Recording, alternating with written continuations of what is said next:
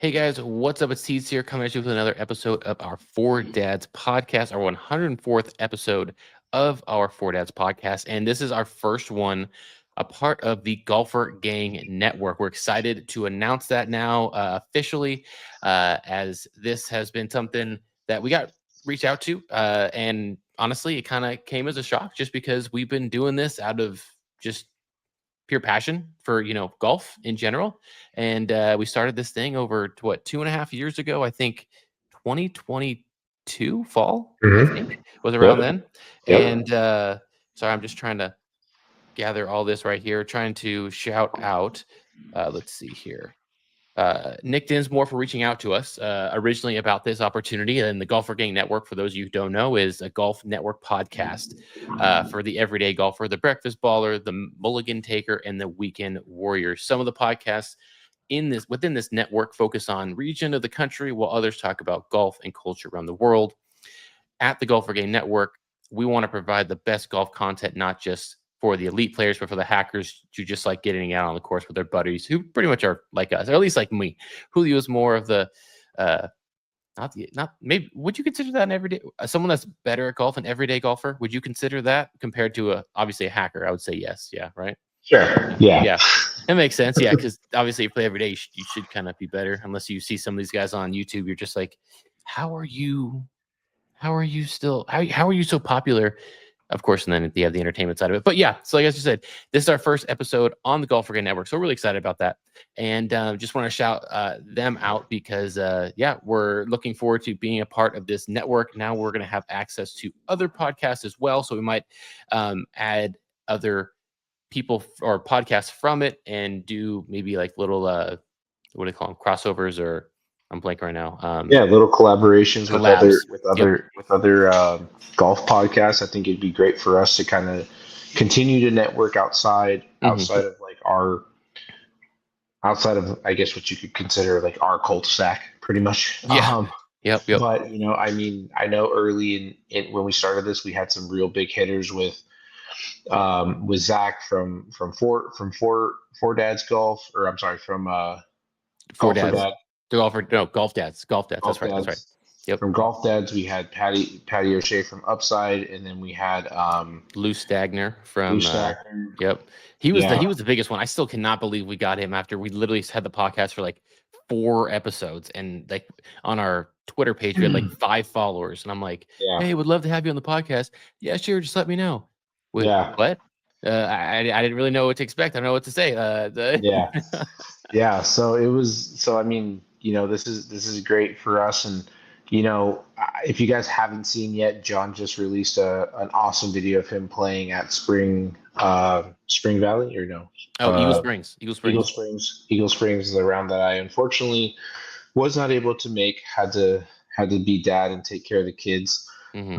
Yeah. We're trying to reschedule. Yeah, Yep. we're trying to reschedule that round. It's long overdue, but go check out the video. Go support. So subscribe, leave a like. In that same related news, I am going to try and do a challenge of playing from every tee box at Foxtail. And breaking under par challenge. Yeah, breaking under par challenge. So I'm going to start from the yellows. Yeah, I'm going to start from the yellows to then the reds, then the whites, the blues, and then the blacks. How far are the yellows? How far up are those? They're up there. I mean, on the first hole, it's like dead straight. Like you're looking. So from the tips, it's like a dog leg or something. It's a dog leg left, but I mean, you really only need to hit it through like probably an 80-yard gap to then get through. Then it's wide open. Mm-hmm. But from the yellows, it's like straight shot. It's all. I mean, yeah, I could just aim dead straight down the middle of the fairway. So I'm gonna try and do that. I've been trying to.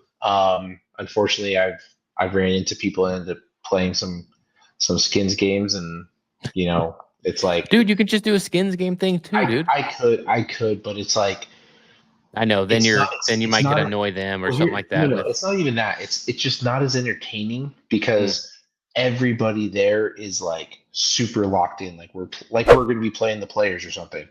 Like it's just boring. Where if I were to do it with like my buddy Corey, it's super fun. It's entertaining. He We have a actually little back has, and forth banter and stuff like that, where it's oh, not just totally. But he yeah. also has a golf apparel company called Goose Run, Hmm. and so he's been wanting to do something with us, and it's just he's he's like a a real estate developer savant. Like he's Okay. in every piece of real estate that's being built, from commercial to residential to I think I just said commercial. To What's the everything. brand called? What's the brand called? Goose Run, Okay. based Is out it of just Colorado. is it just clothing in general? Just clothing, apparel, like accessories. So Goose Run or Um, Goose Chase? Not Goose Chase. no, Goose Run. Goose Run. Okay. Yeah. So it's based out of Colorado. He lives here, but super sick company. Like does all kinds of awesome stuff.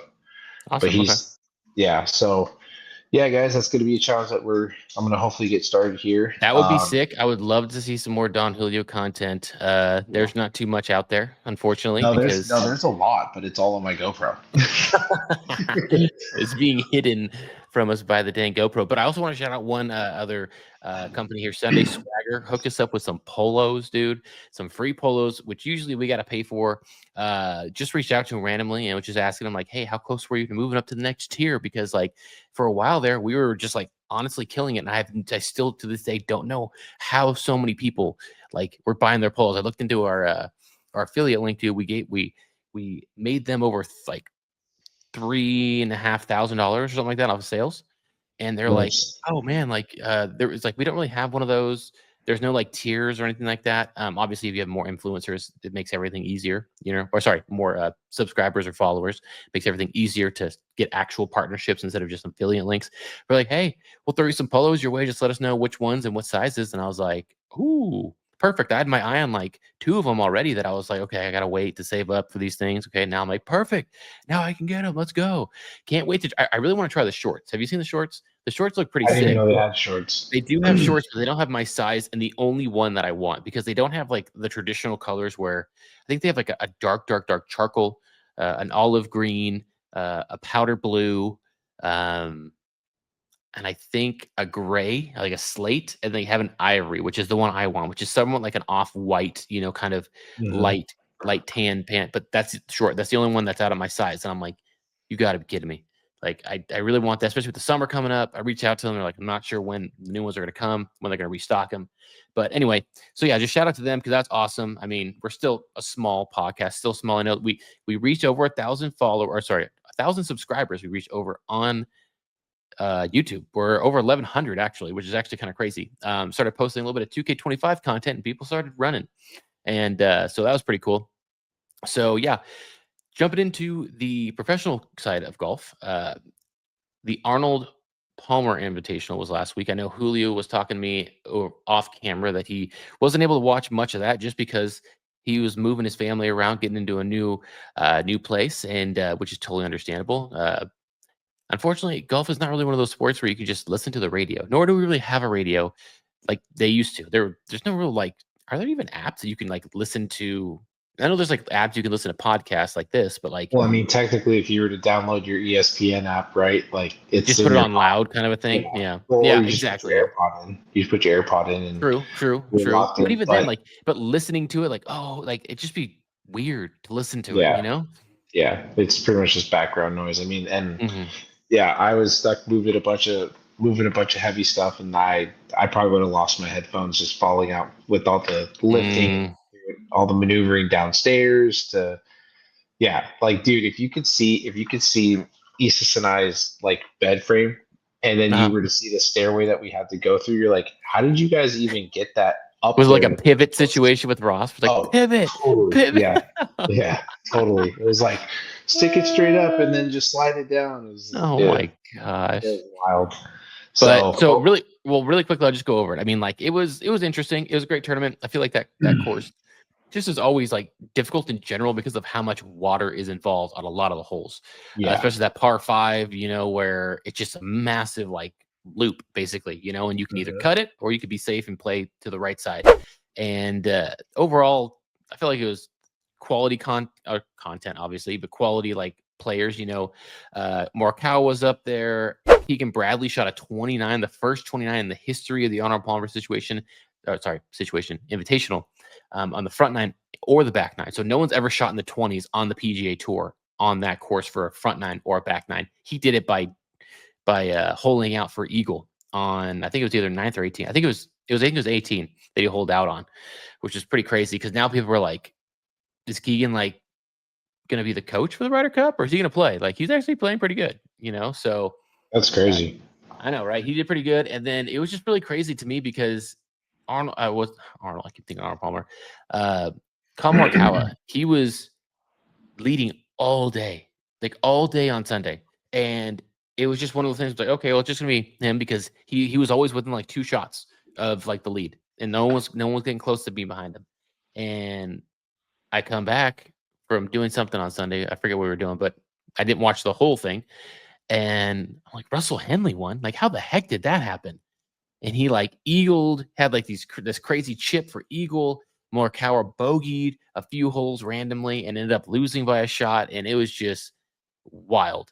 I could not believe it. It was like one of those ones where it's just like you're on cruise control till you're not, and then all of a sudden you're like, "What just happened?" Like you don't even realize what just happened.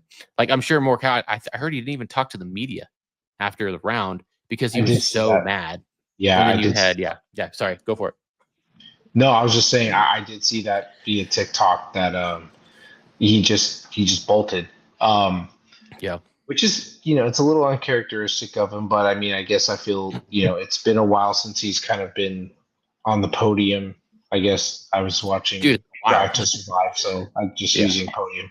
But Yeah. Oh, yeah, but that fuck you.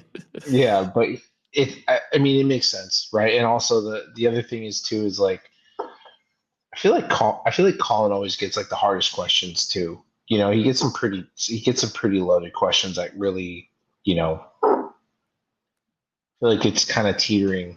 Like, are you gonna blow up? Are you gonna tell somebody to f off? You know, but Uh, it happens. It's of it's it's course. a competitive sport, man. Like, what do you Oh, yeah. expect? 100%. I mean, like those, I've only experienced one of those interviews in my life, uh, where like I just got lit up in a game, and it was our conference tournament, and I didn't want to talk to anybody. As soon as I was out after like an inning and a third, dude, against a team that I threw 8 shutout innings, and I felt like I had nothing.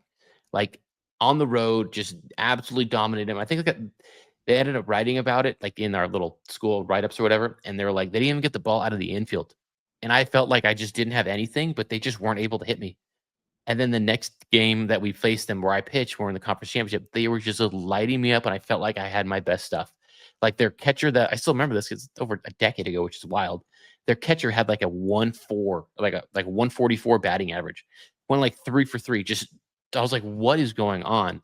And oh, you want to be they want to talk to you on the media after, like while you're sitting at like the podium, like or whatever you want to call it, with you, another player, or coach, and you're just sitting there, just like, dude, I just want to like punch something so hard right now. Like I don't like you, and you try to sit there with your composure, But this is also a college kid with no media training, which I'm sure Colin has had, and he's also won and lost. But in those situations, you're not going to get asked easy questions because nothing is going to be like, hey man, it's okay, just keep on trying, you'll get yours. It's like, hey, so why did you blow up on this hole?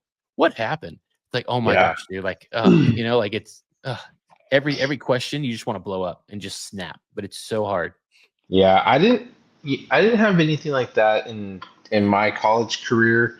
I had one in high school. It was my senior year of high school, and I got the big start against Buchanan, who was like state ranked, right? Yeah. And it was all of my buddies that I had played summer ball with that year. So it was like my buddy Kevin Kinder, Andy Mijas, like Chad McElhaney, Brett Etez, like all these guys. And I was like, oh man, I'm so pumped. Like I got these guys' numbers, like it's gonna be good.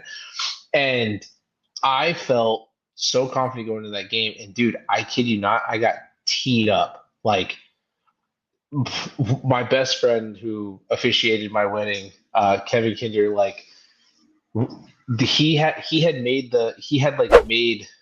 I guess you could say like local news because he hadn't even swung the bat all like for the first I For don't a long know time. like like for like the first two weeks of the season. I mean this was out of our conference, Right. and so it was a non-conference game, and the batting report was he just lays down a bunt and he beats it out to first. He's left-handed, drag bunts and he gets there.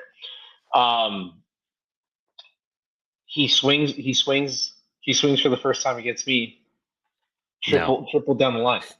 And it was on an 0-2 count. And it's crazy that you said like you still remember like it was yesterday, even though it was more than a decade ago. Mm-hmm. And it's like, yeah, triple down the line. My buddy Ryan Cox was playing first base, right? It just one hopped right by him, right on the line. And then because he's a lefty, they had a little bit of the shift Yep. because he's known for taking it the other way. Yep. So then I forget who's playing right field, but then the ball just gets to the corner and he bolts it to third and he just looks at me and he just goes like I was like, you mother, but dude, I got teed up that game and it was one that I was just like, what the heck just happened? Mm-hmm. Like Mm-hmm. I felt like I was painting corners, stuff felt good coming out of the Mm-hmm. hand, my arm felt great, like Yep.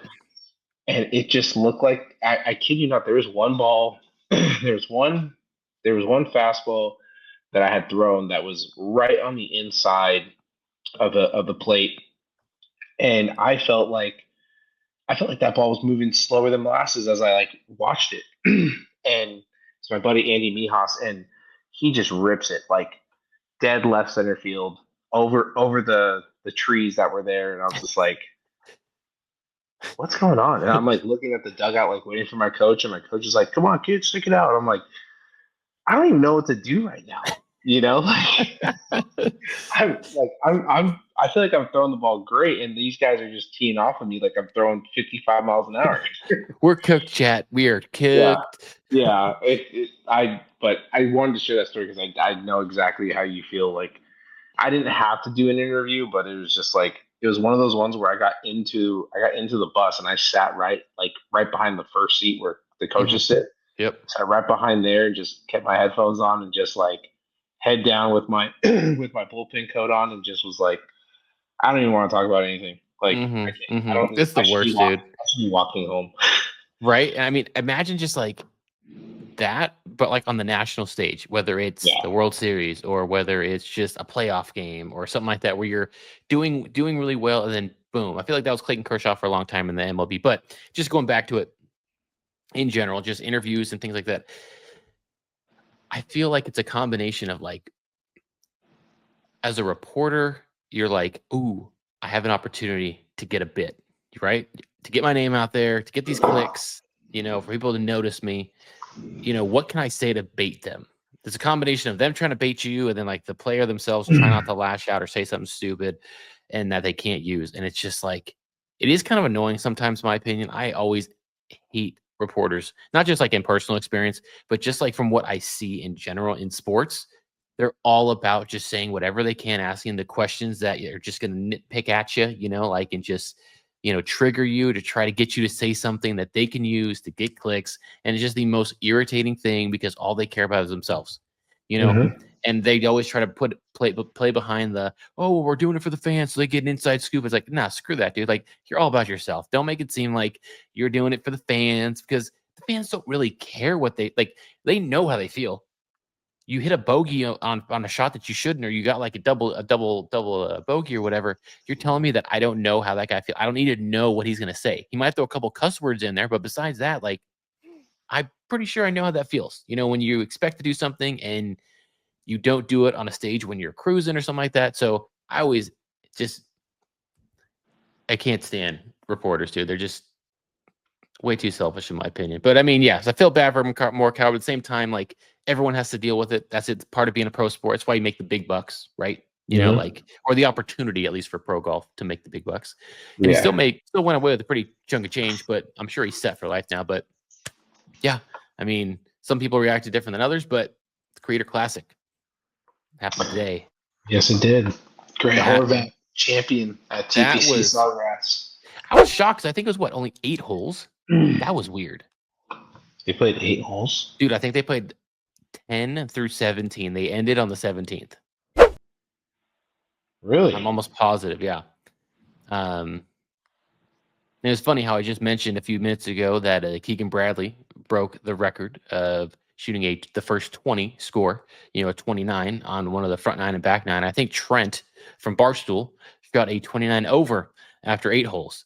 Or sorry, 29 over after 8 Yeah. holes. Well, But he was basically Trent McAvoy on the 17th, where he just yeah, kept asking for another ball, another ball, another call ball. me Blazer. Yeah, I mean, literally. And so they were like, we got to get going. They're like, what time's the sunset over here? Like, it was funny, but um, you know, dude, I can't believe the size of that chunk he took when his foot Dude, slipped. that was That wild. I was literally thinking to myself, like, man, for the greenskeeper who has to repair that, it's going to be a pain because someone's going to find it and watch. It's going to become a meme because they're going to hit that shot and that ground's just going to give out from underneath them.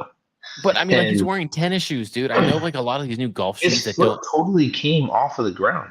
dude. Like At he the like same tried to time, it's step like into it like it was a baseball swing. it's Trent. I mean, you've probably watched some of the videos. Like the guy, he's not the most athletic person in the world to say it as nicely as possible, but like I'm just surprised they let him tee it up there, dude. I mean, they put out a video like 2 days ago or whatever where it's like, oh, the winner of this gets to go to the Creator Classic.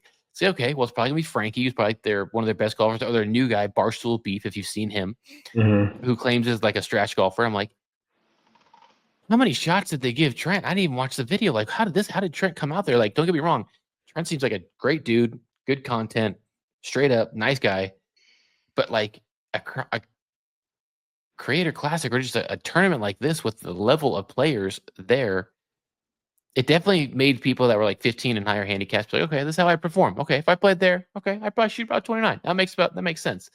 But Yeah. to compete, we all knew that wasn't gonna happen. Like I was Yeah. pulling for him. Don't get me wrong, because hey, that would have been the ultimate Cinderella story if He's a Trent would have people pulled that off. Dude, could you he's a imagine people's if it? champion. He won the people's champion. 100%, So, 100%. you Respect, know, mad respect for him for just trying and just playing. one guy that I was really shocked to see that like I had never really watched his videos on YouTube Hold on, I'm was gonna guess. I'm gonna guess. Kyle Berkshire. no, No. no. Okay. Okay. Kyle, I knew he was gonna suck, dude. There's no way that he was gonna be able to do that good at the course. No, the problem was he just went driver too many times. He just wanted to smash the long That's ball, and he just could not. Yeah, and if he went, yeah. one of the announcers was like, if he were just to go 5 iron all day, he'd be money. But he just Mm-hmm. wanted to take out the driver, hit the long ball. What people want to see, like it is what it is, Yeah. Like Right. I mean, even his own videos when he's playing by himself, it's like, yeah, he lives with that 2 iron, and it's like, Mm-hmm. dude, that's all you need. I mean, if Mm-hmm. I'm hitting a 2 iron 315 yards, Yeah. Throw away thank the you. driver, bro. Yeah, just put it away. You don't need it. Yeah. Um, Sorry. Go for it. Yeah. what I was gonna say was, I think it's Robert Steele. Oh no, Rod. Oh, I know you're talking about. Let me look him up. Leaderboard. What was his name? The guy, the dude who hit like that crazy 3-wood shot into the par Yeah, five, right? Just Roger Steele. Roger is it Steele. is it Steele? Oh, it is Roger Steele. Okay, okay. Yeah, I knew Roger, but I just didn't know Steele, and I honestly yeah. had never heard of him. Never heard of him. So I've always heard that he absolutely crushes the ball. Like Yeah, he's a really good ball striker. But dude, he hit like a couple drives out there that were like 340. Like dude, he swung hard. unbelievable. Yeah, he He's got some swings super whip. hard. And that hybrid he hit on number 16.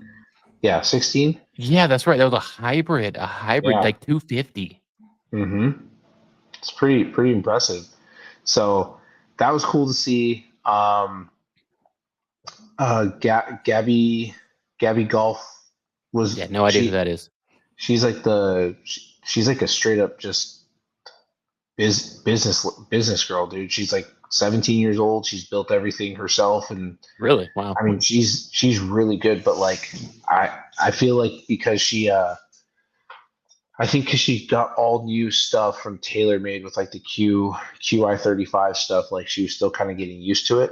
But there was just some shots that she had that were kind of like, "Ooh, that's not normally you know." But um, she's a really really good golfer.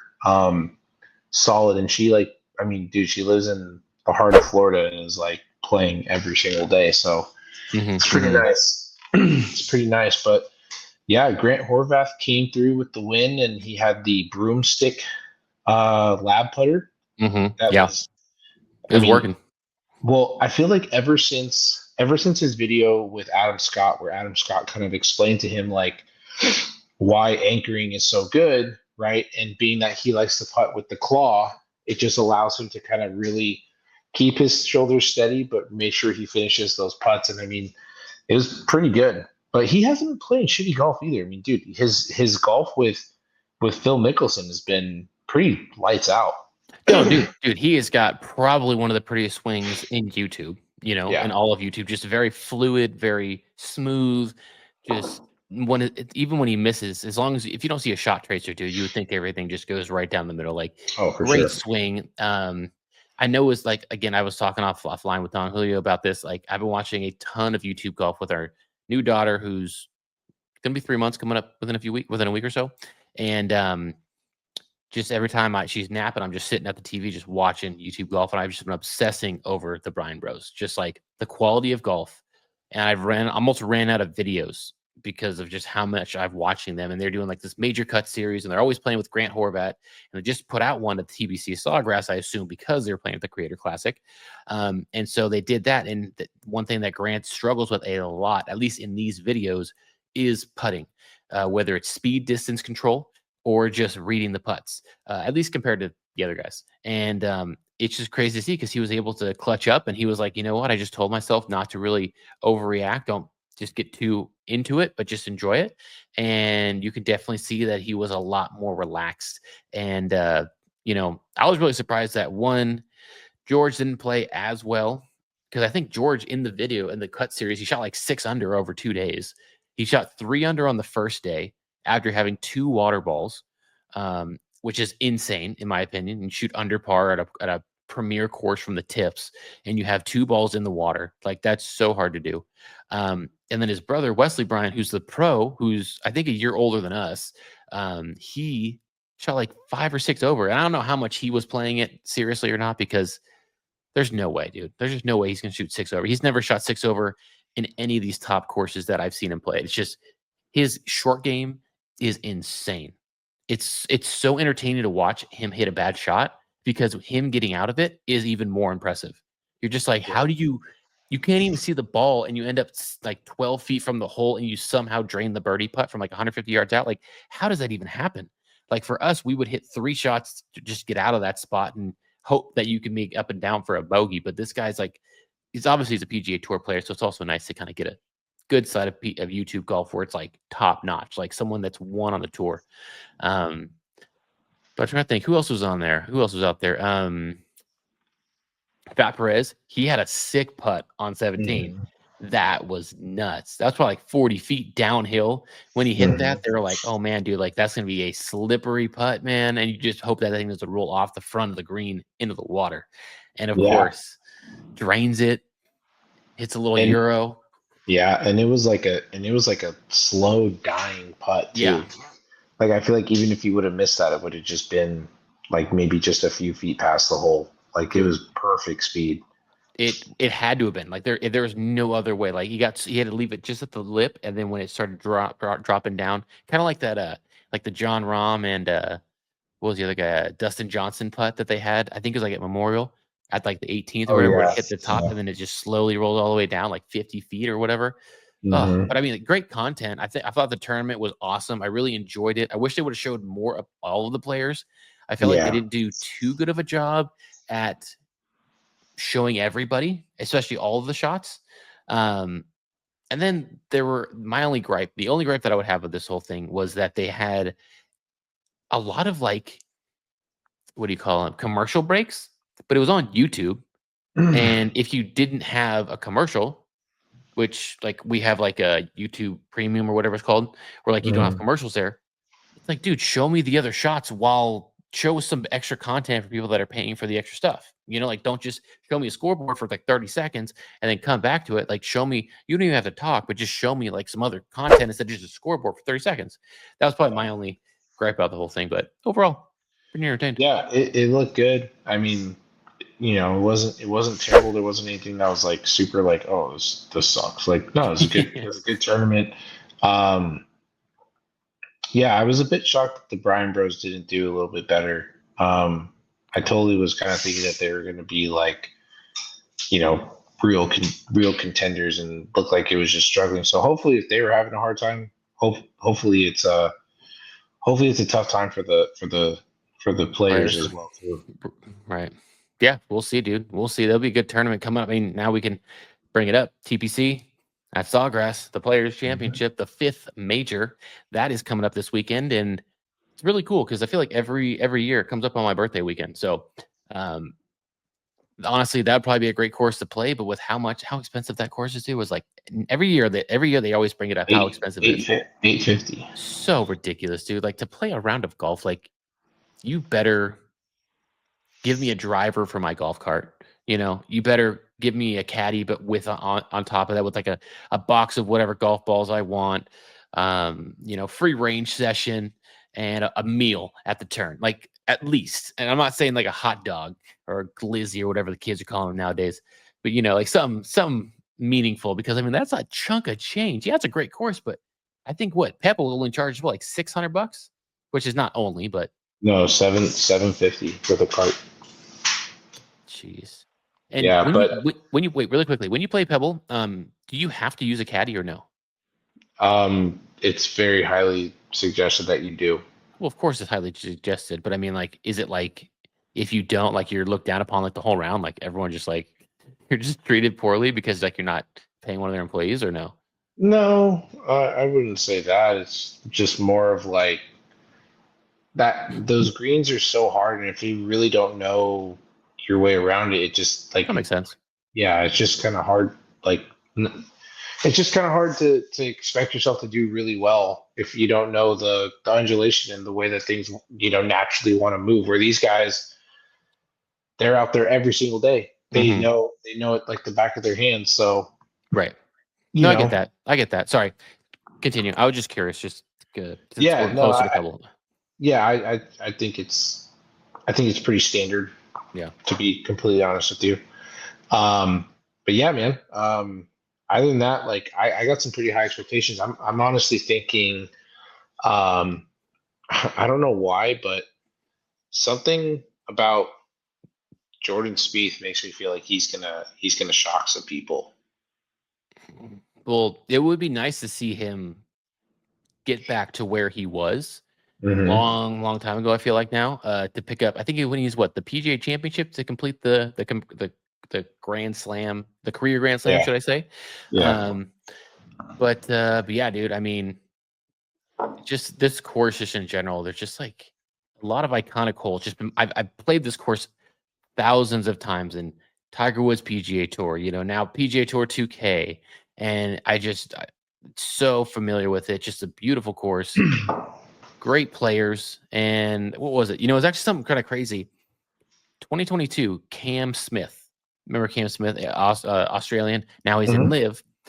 I think it was at the Creator Classic. Someone posted a screenshot of one of the scoreboards, and the scoreboard read, "Who was the last player or who was the last couple players, or how many times have someone shot 10 birdies in a round at TPC Sawgrass?" Like obviously throughout the PGA Tour history, It and they was had Cam two. Smith. Well, they had two people listed there, and I think one of them was Justin Thomas, and one of them was somebody else. But less than 3 years ago, Cam Smith did it, and they left him off of that trivia question that was on the scoreboard because they are so like hurt about the stupid live thing. And I mean, they took away his Yeah, parking spot apparently for winning. I mean, they're just super petty, dude. I'm like, what? They're about but to rejoin. Like, are they yeah, about to bring it all back? Like, what's going yeah. on? It's Well, I ridiculous. mean, they're gonna have to, right? Hmm. Like they're gonna have to. But yeah, I don't know why they're being so petty about it. Just being that it's like it's very clear that this was all just kind of like this was all kind of a slimy little ploy just to kind of get fans riled up to where eventually they're just going to bring everything back to each other, Right. and Right. just find ways to kind of excite the game, right? Yeah. I mean, that's really what it's seeming to be because it seems like it's not so much about the user or the viewer experience anymore. It's just about how can we continue to put more money in our pockets, and 100%. Yep. I feel like that's where it's just like, I mean, golf itself is already just becoming so unobtainable. Just regular amateur golf now, going to your standard club or your standard muni is Yeah. $100 now. Like, I'm sorry, but like, I will never pay $100 to play Rooster Run or Chardonnay Golf Course or Eagle Vines. Like, I just won't. It's not worth it, right? I mean, Those ones aren't over there in Napa. well, I mean, just for me, like, no. I mean, 5.5 hours, like, no Marshall on the weekend, like, Mm, it's like 10 to 5 minute tea time separations. You're just pushing on people. Like, it's clear what you want to do, right? And yeah. then the thing that, like, I hate that they're doing over at my club is they're charging $20 a head for riding in the same golf cart. That's one of my biggest pet peeves in golf, dude. That just I'm needs like, to stop.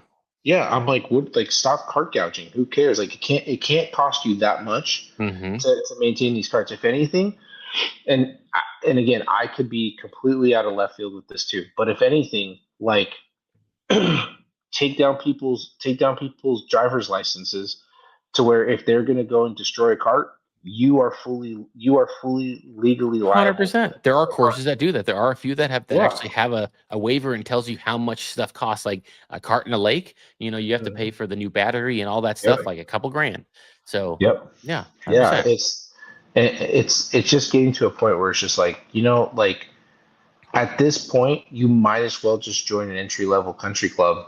Just be the Because cost of the to go. quality, right? Yeah. Well, not even the quality. It's just Mm. like, I mean, with what you're spending to go play some shitty muni course, right? It almost adds up to the same amount of what it would be for an initiation and Mm. potentially your dues for like an entry level country club. I'm not talking like Top of I'm the not line, talking right? yeah, I'm not talking top of the line, but I Right. mean still like something. Or if you find a decent muni that has like a A little um membership, like a monthly thing or yeah, something. yeah, like Yeah. like an annual pass, maybe that Mm. would be worth it too. But at the same time, it's like I would want something with like priority tea times. Mm-hmm. Like, Yeah. I don't have to pay for a card anymore. Like, all Mm-hmm. these different things, right? It's just, They just nickel and dime you, dude, to death, and oh, it's dude. just it's like Well, setting yourself up for a wedding. I'm sure you remember that when that whole process was like mhm. everything has a little fee where they just try to be like, well, you're only gonna get married once, right? So you might as well just add to this and do it Yeah. one time. And it's like, dude, I've heard that from Well, every freaking vendor. Like, come on, yeah. like, Well, like, check this out. Okay. So, my golf spy just released their view or their top 10 drivers for 2025. Right. Best okay, driver is once again Callaway, the Callaway Elite Triple Diamond. Dude, elite look at this price. $649. Six standard hundred and shaft. fifty dollars with the standard shaft, which they say is, a premium shaft, which is, I think, is like the Yes. new. It's like a new Kensi shaft or something like that. But it's like, Okay, yeah, yeah. but then on top of that, it's like, let's just say someone like me comes in, right? I prefer the Ventus. Mm-hmm. That's another $500. I just Dude, spent yeah. almost $1,100 on a driver, one club. Insane. And the driver, even though a lot of people I feel like think that is the most important one. The most important one, hands down, in my opinion, is definitely going to be your putter because you use that the most, I guaranteed would say every single hole. wedges. I would say wedges. Well, I mean, I'm saying you use the putter more You than do. any other club in your bag. You do, but I mean, with a lot of these golf shops now, you have 90 days. It's plenty of time to go play some golf, right? So it's Yeah. kind of like if you buy one, you could just continue to trade up until you have what you want, right? Um, but but what I'm saying is that I think the wedges are probably the most important thing, and wedges now are 179. Dude, they're climbing. They are 179 climbing. a club. A wild, dude. I was just looking at this, like, because I was thinking about replacing my Tyler's wedges, right? I really like the look of the Mizuno wedges, the but blue ones. yeah, Yeah. but you know what? I Out of like the them price. even more now because the S400s come in the shaft. So So it's not an F charge. no, it's a Oh. it's a premium shaft already put in, and they give you like an awesome grip with it. The club looks incredible. They actually spin and perform just as nice as the Titleist. Mm-hmm. But it's like with that 179 a wedge, right? But you're already getting if you're a player and you're getting the right one for yourself, if you're getting that Mizuno Pro wedge, it's already fit to you. Like Yep. you know, you That's have huge. that. Yeah, that's huge compared to just getting like the Wedge Works freaking wedge that comes in every single SM whatever now is I available. know. I think they're at 10 now. Yeah. Yeah, dude, that's wild. I know. I'm still trying to get used to the Voda wedges, 50 degree, 55, and 60 degree, and I got 90-gram extra stiff Tour AD shafts. There you go. In those that Brandon gifted me. Shout out to Brandon Frazier. Those things are going to be sick. But yeah, I mean, just in general, the price of things is just skyrocketing, and it's like if I didn't know Brandon, I would still have clubs. I would not be able to afford anything. Like I know I was talking to you slightly off camera about it, but like I'm looking into getting a lab putter. Like I love my putter. Don't get me wrong. I love my Scotty Cameron. What is it? Phantom X 5.5 2022 or whatever. Love it. But they came out with the new Oz 1i with a little insert. And dude, they finally made a putter that looks appealing. Doesn't look like this thing was just came out of an alien spacecraft. Like this thing actually looks legit. And they have some I think they have like a fitting kind of putter over at the little white tent over at Dragonfly. And it's one of the ones that you can change the height of it. So I would assume that that's kind of like a fitting situation where like you can change to 35 inches, 35 and a half, 34, like wherever you want. So I was putting around with that. I'm like, okay, this feels kind of cool. And I'm like, okay. And Brandon's like, yeah, I think we get discounts on those. And I was like, you have to find out how much that is. Because I mean, like, again, I love my putter, but with this, anything that can help me right now, I am down for. And with my current one, the Phantom, I have an LA Golf shaft putter shaft that's like a $300 shaft in there that obviously helps the resale value of that as well. So I can easily offset that, no problem at all, with selling that. However, you order anything lab that's custom, you're waiting like 7 to 10 weeks. So fortunately, I should be fine as long as I'm able to sell these Avoda heads that I'm still waiting on. I'm getting a lot more traction now, but no one's actually pulling the trigger on them. But once I do that, dude, I am probably gonna order one. I sent in my online fitting just to see what my specs would be. And yeah, dude, I mean, I know you have one. You have that little flat bar, dude. I still can't believe that's one of their putters. It literally just looks like just chopped off like a little 2x2 chunk of metal and just slapped it on a freaking putter. That's great, man. B2 bomber. Freaking wild, dude. Freaking wild. I think it's. I mean, I've tried all of them, and I still think that B2 just feels money to me, and it's like it just lines up really nice. I mean, yeah, I've heard good things about all the labs, but that B2 is just I don't know something about it. It's just different. So I mean, that's the thing about lab, and I've also been doing a ton of research just by looking at reviews on YouTube and listening to all like the podcasts with the CEO Sam Hahn talking about it, and he's just all these people that they're just like, wow, I wanted to hate this putter, but I just was sinking so many putts that I just can't hate it. It just I have to play with it. It's like one of those things where like you either have to love it or you have to love it so much that you're okay with it, or you just don't. But at the same time, I feel like if you look down at your putter and you just don't like how that thing looks, regardless of how that's just hard. I feel like like that confidence, that look good, feel good, play good. Until they came out with this new Oz one, obviously from what's it, Justin? No, Adam Scott. He's the Australian, but yeah, dude, that thing looks freaking amazing. Oh my gosh. Yeah, Isis did good getting me that swag putter. Like, You still need to send me a picture of that. I still want to see what the thing looks like. Yeah, it's here, I'll show you it. So it's just the Boss. What is it? It is just it's the Boss 2.0 PVD putter. This one here, I'm gonna send it to you in the chat. All right. But yeah, that's it. I love it. Okay. Got it all blacked out. It's nice. She got the specs spot on. 35, nice. 2 degrees of loft. Oh, so it's got onset or offset or whatever?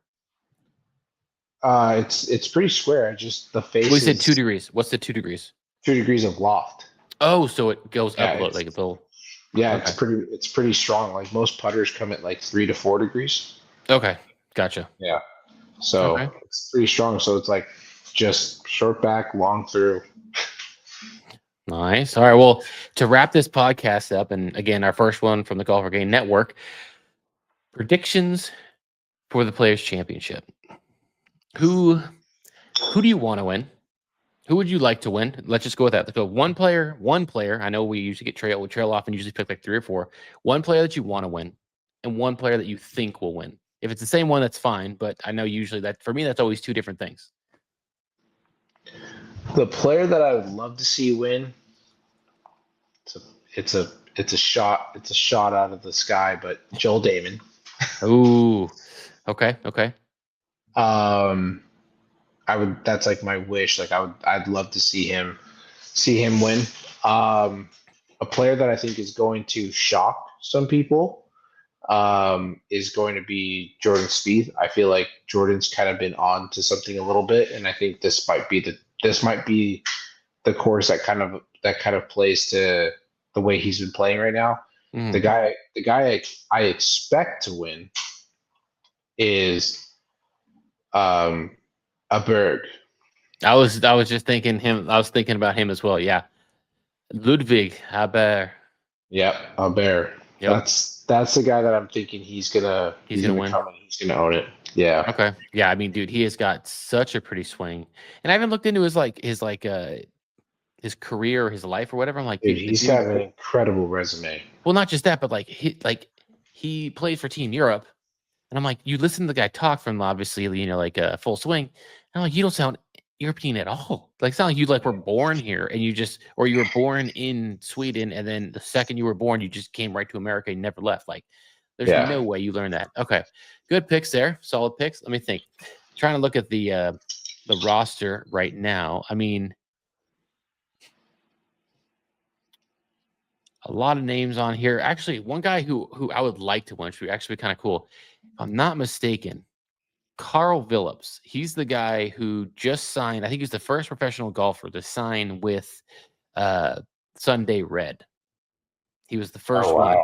And he has actually played pretty well over his last few professional tournaments. So I think it'd be cool for him to win. That's who I would like to win.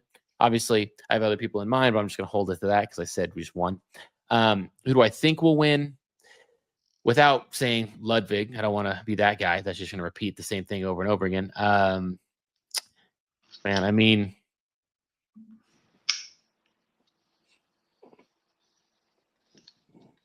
I'm going to go with Scotty Scheffler. He's won it back-to-back years, I think. So, I mean, it would be crazy if he won back-to-back-to-back, leading up into going up to the Masters. Because, I mean, you got a few more weeks, dude. Got less than a month to the Masters, which is awesome. So, that's always fun. But yeah, I'll go Scotty Scheffler and then Carl Phillips, who I'd like to win. I doubt he will, but hey, you heard it here first if he does. Yep.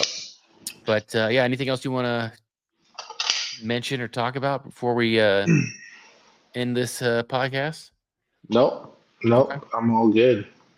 Okay, well, thank you guys for listening and all your guys' support. Again, we just reached over 1,000 subs on YouTube. We have about 1,700 on TikTok. Trying to boost that up as soon as possible. Instagram is lacking. If you guys haven't followed us on Instagram at x4dadsgolf, hit us up there for all of our other golf content. I know I've been slacking there as well, so I apologize for that. But we're signing off for tonight. Don't forget to stay fly and go low. We'll see you guys next week. Take care.